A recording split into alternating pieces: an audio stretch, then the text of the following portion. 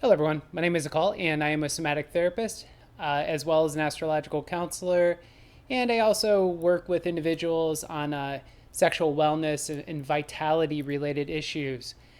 So, what I wanted to kind of talk about today actually comes from, I guess, partially my own fascination, but also comes from I've had a lot of people ask questions about this over the years, and that is dealing with the third eye. I've had people ask so many times, hey, how do you open a third eye? Well, one of the most interesting things here, and this is going to reflect on the astrology a little bit here, has to do with the axis between Scorpio and Taurus. And for those of you who aren't interested in astrology at all, I apologize for this little bit, but there is a connection between the throat, which would be Taurus, and the sexual organs, which would be Scorpio. And this is a natural axis. This is, how energy moves between these 2 points. And this is also one of the reasons why many ancient traditions, as well as contemporary sort of success coach types, always talk about sexual energy as being very, very connected to one's ability to manifest in life. So it also turns out that essentially what we're dealing with here is a pressure gradient. So if we can bring our sexual energy into balance, if we can start connecting our will with our sort of navigation of the heart, then some things start to happen. So in other words, what we're essentially doing is we're, in a way, we're kind of squeezing this energy up in order to activate the higher glands, or in this particular case, we're talking about the third eye. So now the third eye is, I guess it's the all-seeing eye. It's the eye which I generally associate with intuition, and just kind of like that sense of like knowing. And also the third eye kind of gives us some of the more sort of pleasant woo-woo that many people desire to experience, including myself, which are like visions and, sort of mystical downloads and sacred geometry and all sorts of, fascinating things actually come from having an activated third eye. However, there's no tricks to open this thing up. There are tricks, but very much part of the third eye, what I kind of implied before, has to do with what you're doing with all the other chakras below it. Like, how do I connect my sexual chakra with my manifesting chakra? How do I connect my center of power to my navigation, which is the heart? How do I connect my third eye to that which is being manifested? Essentially, what we're trying to do in life is we're trying to move through life in a way in which we're guided by spirit. We're guided by spirit. How can we see spirit? The only way we can really perceive spirit is if we're conscious, aware, and present. Presence exists here in the heart. So if you can't really connect to the heart, you can't connect to the field, you can't connect to navigation. So oftentimes what becomes difficult is objectivity. Objectivity, neutrality, etc. Because one of the things that happens when you open up your third eye is you start to have experiences, I guess, in the archetypical realm, the realm of archetypes, or the other way to look at it is in the, what's the term? The astral. So you go into the astral body. Now, again, this is all super interesting when you're in this space. This is where dreams and signs and symbols and animals and all sorts of interesting things or other dimensional realities may come upon you. However, for those of us who, I have regular visions. However, the one thing that always happens is if I start to analyze those visions or I try to look at those visions, what ends up happening is you block. So what's important here to understand, the foundation to opening up the third eye is respecting your sexual energy. Again, sort of moving towards love and wisdom in life. meaning selfless behavior. Behaviors which you don't have to, how do I say this? That you don't have to feel guilty about or shameful about, because guilt and shame are naturally repressed energy. So, and as you're doing all these things, as you're eating correctly, again, that deals with the sort of center of will and your body's life force and energy. Again, the more you refine all these chakras, all the energy centers, then this energy will start to squeeze up. Now, to get to the tricks. So the tricks, and now the tricks are making the assumption you've done the foundation work. The tricks are kind of elementary in a way. So one of the tricks is, again, it's cultivating the sort of hydraulics. So root lock, mula bandha, that is trick one.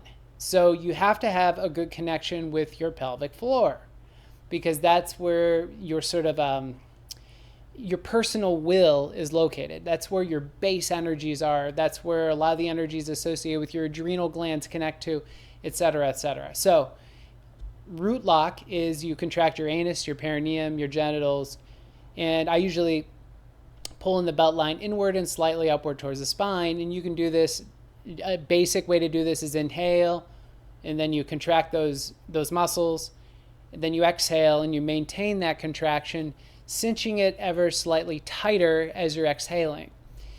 Second step, Uddiyana Bandha, lifting up under the ribs.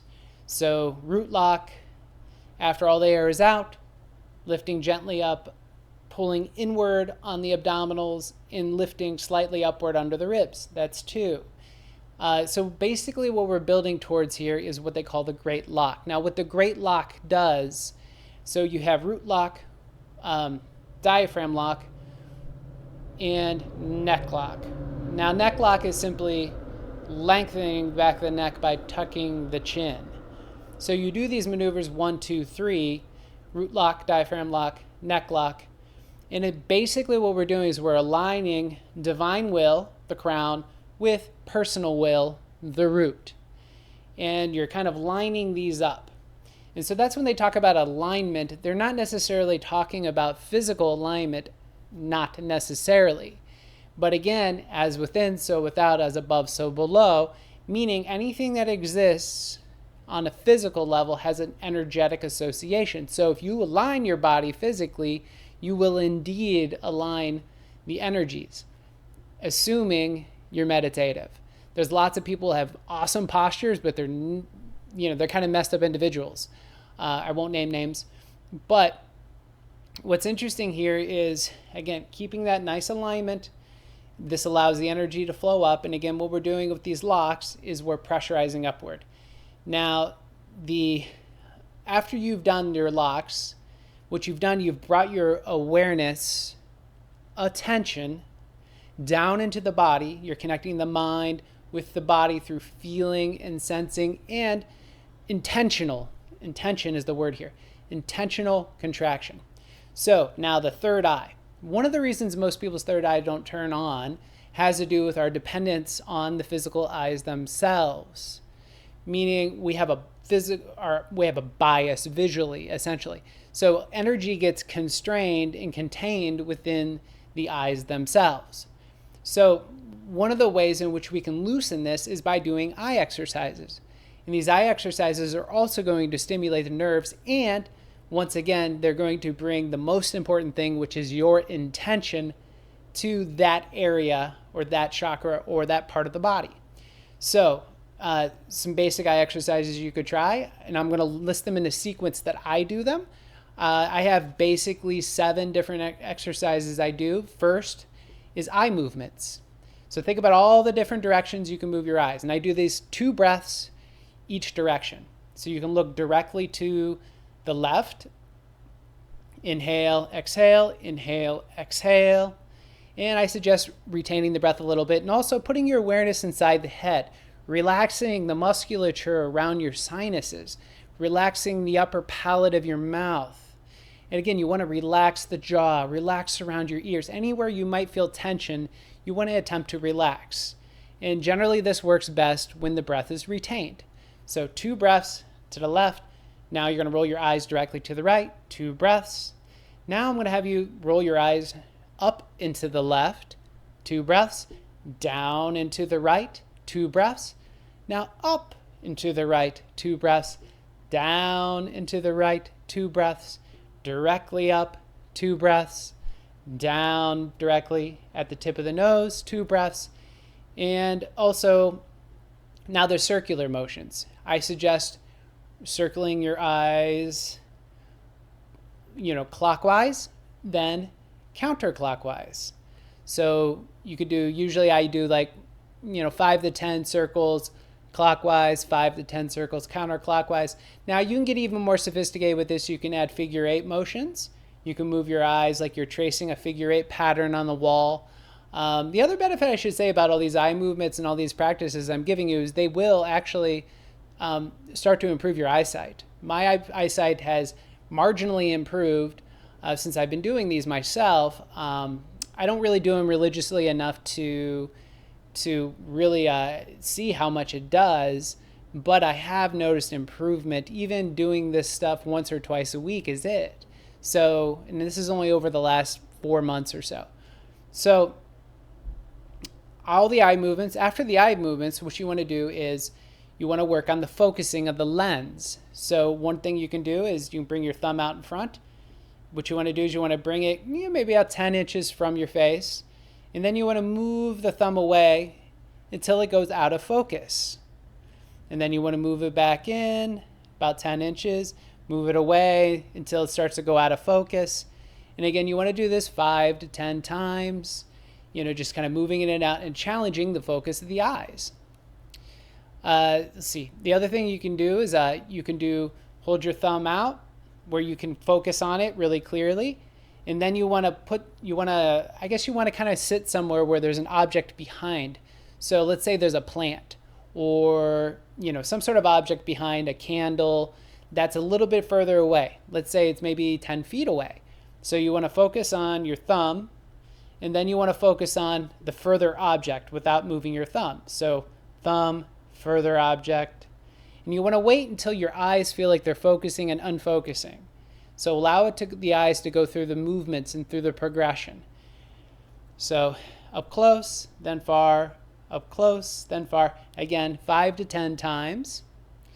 So the next step I do after all the eye focusing, and there's a lot of energy starts to build up at this point. So a lot of times I'll start to blink. There's a process where I just blink a whole bunch. So lots of blinking, so lots and lots of blinking. The other thing I'll do is sometimes I'll notice the muscles in my face might start to get a little tight. So opening the jaw wide, closing the jaw, pressing the molars together firmly, opening, closing, scrunching the face, opening the eyes wide, scrunching the face, open the eyes wide, scrunch the face, open the eyes wide. I definitely recommend scrunching and opening the eyes wide, doing that 5 to 10 times as well. Let's see. So step 5 would be, I covered fast blinking already. So the scrunching, closing the eyes and opening, that would be step 4. Fast blinking, step 5. Again, fast blinking, maybe about a minute or so. You just want to kind of blink generally pretty quickly. Helps moisturize the eyes, etc. And then what you want to do is you want to start to massage around the jawline, around the eyes, not the eyes themselves, but the orbits. So around the orbits of the eyes and temples. Again, there's certain pressure points up under the eyebrows. This for me gets really tight, and also off laterally from the nose up under the cheekbones. That also tends to get kind of tender for me. So massage those points all around the eyes, temples. And then the final thing you want to do, and this is to help soothe the energies after you massage your face and massage around the eyes, is you want to rub the hands. You want to rub them until they get real warm.